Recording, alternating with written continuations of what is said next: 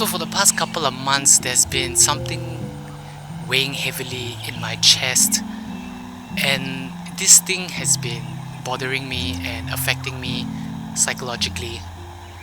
However, after numerous conversations with my fiance and many hours of self-reflection, I think I've come to a realization about something.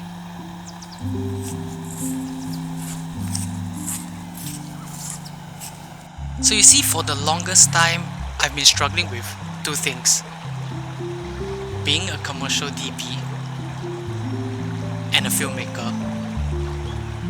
You see, being a commercial DP pays the bills, I get to play with fun equipment and do many things that I normally wouldn't do on a normal film set.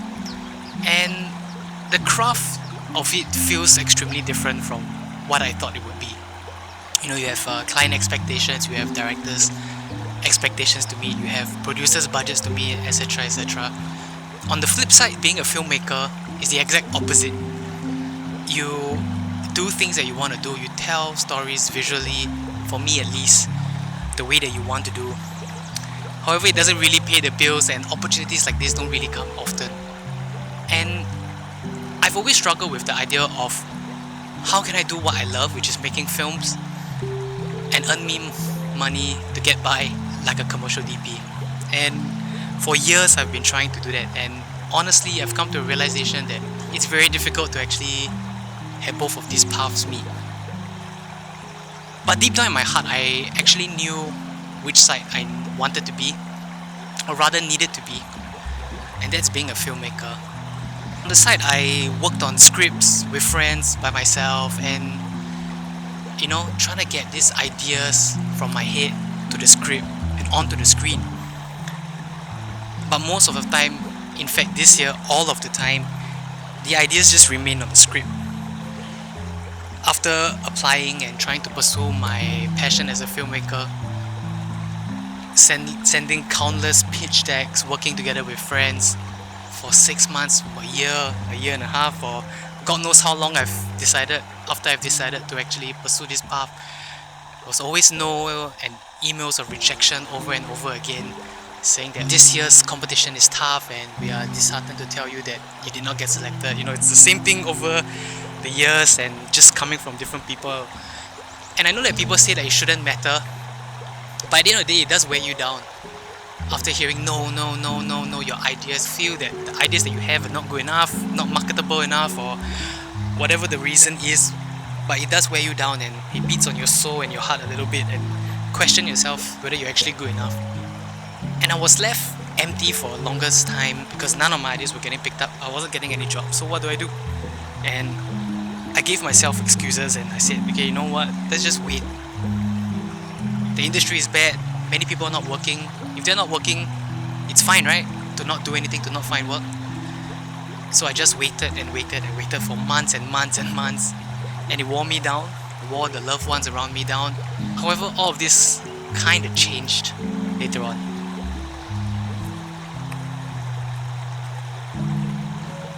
You see, it was numerous conversations that I had with my best friend and now my fiance that actually made me realize that perhaps I was thinking of things the wrong way. These conversations at the start weren't easy. There were many arguments because I was so frustrated, as I couldn't see why she couldn't understand where I was coming from. You see, to me, being a filmmaker, I had to do these things. And to become a commercial DP, I had to do those things. And the harder I push to do those things and that things to achieve what I wanted, I realized the goal kept going further and further away. And that was when I took the time to actually sit down and think back on those conversations and interrogate myself. What am I doing wrong? You see, self-doubt started to come in, and it felt like I wasn't good enough to become a filmmaker or a commercial DP. I realized that that was the wrong mindset.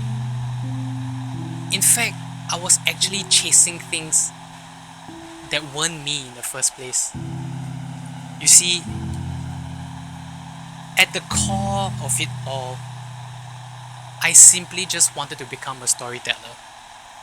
You see, with this shift of perspective came much clarity, and I realized soon that I was looking at things the wrong way. I was so fixated on things had to be done a certain way that I forgot who I actually was in my heart, which was to become a storyteller. You see, ultimately, I was afraid of change. I created this entire belief system that in order to tell stories, I needed to become a filmmaker. That in order to earn me money, I needed to become a commercial DP. You know, there are many ways to do the same thing. And I'm glad that I took a step back and changed my perspective and see things in a broader spectrum of things. And I feel extremely fortunate that I have pivoted to YouTube to tell my stories. Through videos like this or through vlogs, I am telling stories still. But they are my personal stories, they are stories about my life, they are stories that I'm excited to tell and share with the world. You know, it's actually daunting to change my perspective like this, especially at the age of 32, when people expect you to have gotten your life together. But again, those are expectations of the world, and I'm actually glad that I have changed my perspective. Making videos like this is nerve-wracking, it's difficult, but it's fun. And I always remind myself that discomfort brings growth. And I'm learning each day more about myself, what I'm comfortable with, what I'm uncomfortable with, and I get to play again, and it's actually fun. And I get to do things that excite me and have things to look forward to. And all this with just a simple change of perspective. I'm not changing who I am, I'm just realizing who I want to become. So if you're just feeling stuck or unsure or unhappy about something within your life, sometimes you just need to take a step back and change your perspective, and maybe you might realize something that you didn't before.